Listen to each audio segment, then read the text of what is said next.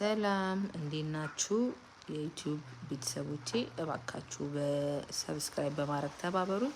የበዓል በትንሹ የሰራሁትን ቭሎግ ነው ማሳያችሁ። እንደምታዩ ሽንኩርትም ገዛን ለ4 የተካፈልነው በማዳበሪያ ገዝተን ለእናቴ ለኔና ለባለቤቴ እናት ለአክስቴ 4 ቦታ አካፈል ነው እና ፍየልም ገዝተን ነበረ።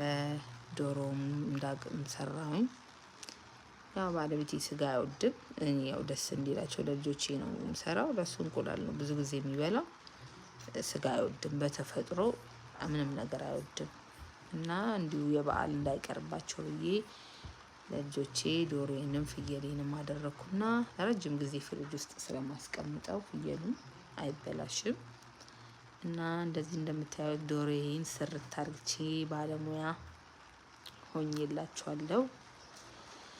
ልጆቼን አስተኝቼ እኔ ብቻዬን ሌሊቱን ደግሞ ሄጄ ያከፍላለሁ ብዬ ነው እንግዲህ አሁን እዚህ ጋር ከሌሊቱ 6 ሰዓት ከምናምን አካባቢ ነው እንግዲህ እንዳቅምቲ ቅቤያችንን ማነጠርን ወዲያው ስለሆነ ንጥር ተደርጎ የተጨመረው ያው ዘይት ይመስላል እንጂ እና ዶሮዬ እንደዚህ ያበሳሰልኩኝ ነጋ።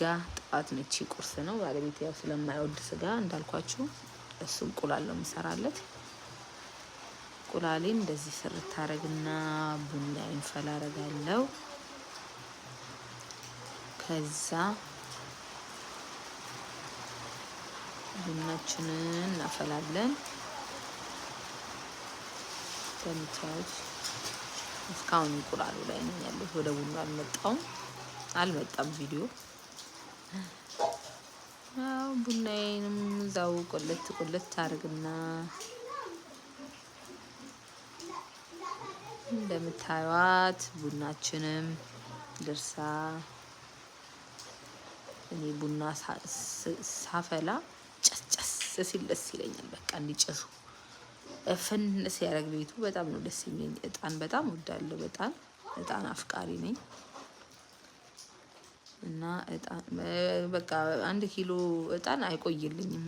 4 ቀን 5 ቀን በቃ እንዲሁ ሳጨስ ነው የምውለው። እንደዚህ ሳጨስ ከዛ ቡናዬን አፈላውና ጠጣው። ልጆች ያሉ ባለቤት ያለ ከጠጣም በኋላ ለምሳ ደግሞ ወደ እናቴ ቤት እሄዳለሁ። ልጆቼን ይዤ